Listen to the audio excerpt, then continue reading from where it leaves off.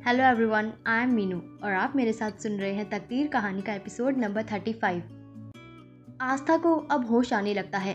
वो उठकर बैठ जाती है। वो देखती है समीर उसके सामने सोफे पर किसी राजा की तरह बैठा हुआ था।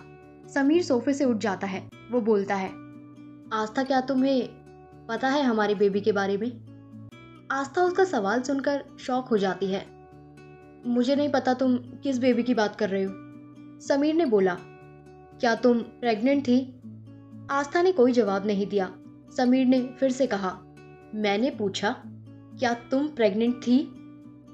इस बार उसने अपने वर्ड्स पर जोर देते हुए कहा, हाँ, मैं प्रेग्नेंट थी। मैं अपने बच्चे पर तुम्हारी छाया भी नहीं पड़ने देना चाहती थी। और तुम्हें उससे क्या फर्क पड़ता? तुम हो तो एक अमीर बाप की बिगड़ी हुई औलाद। कपड़े की तरह तुम लोग लड़की बदलते हो। तुम्हारे लिए तो पैसा ही सब कुछ है। हाँ, पैसा ही सब कुछ होता है। अगर मेरी माँ एक अमीर घर से ताल्लुक रखती तो मैं मेरी माँ के साथ बड़ा होता। तुम क्या समझो कि एक माँ के बिना क्या जिंदगी होती है? तुम्हें अभिजीत ने सिंघानिया फैमिली को दे दिया, लेकिन तुम्हें कभी किसी के प्यार के लिए तड़पना नहीं पड़ा मेरी तरह। इसलिए मैं नहीं चाहता मेरी तरह हमारी बच्ची को ये सब से गुजरना पड़े। हमारी बच्ची? तुम कहना क्या चाहते हो? वो सिर्फ मेरी बच्ची थी। उसके पैदा होने के कुछ वक्त बाद ही उसकी डेथ हो गई थी।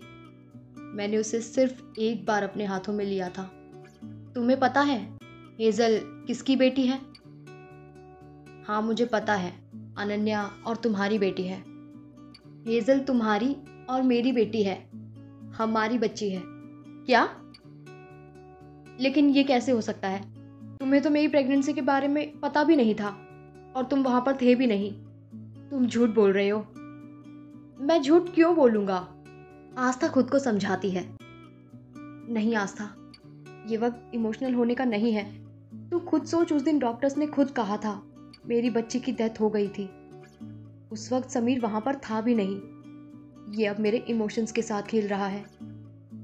आस्था समीर को उंगली दिखाकर कुछ बोलने वाली होती है, लेकिन समीर उसे कमर से पकड़ अपनी ओर खींच लेता है और उसकी आंखों में देखकर बोलता है, क्या तुम्हें सच में लगता है मैं तुम्हारे इमोशंस के साथ खेल रहा हूं?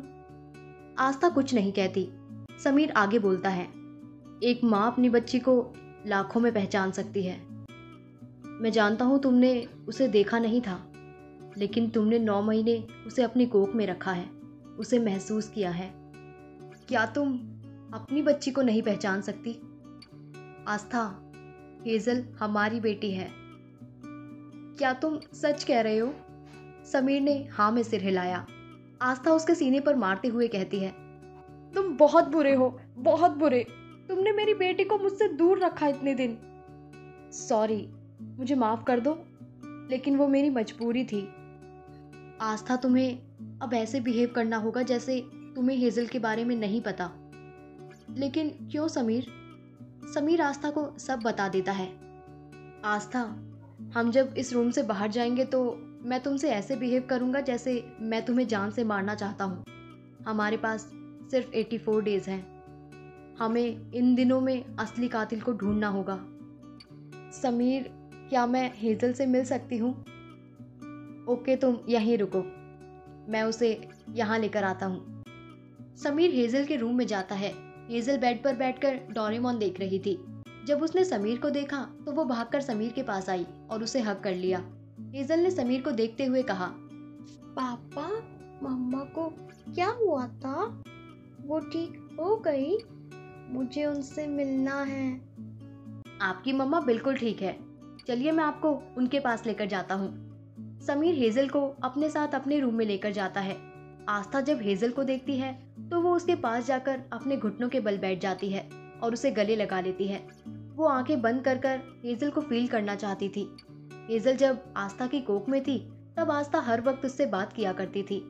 एक दिन उसने अपने पेट को सहलाते हुए कहा, बेबी, आई नो आप अभी बहुत छोटी हो, लेकिन मुझे पता है आप मेरी बात सुन पा रही हो। बेबी, मुझे नहीं पता मैंने सही किया या गलत, आपके पापा को आपके बारे में नहीं बताकर। बेबी, आपको पता है आपके पापा बहुत हैंडसम हैं। आप देखने में बिल्कुल उनकी तरह हो ना।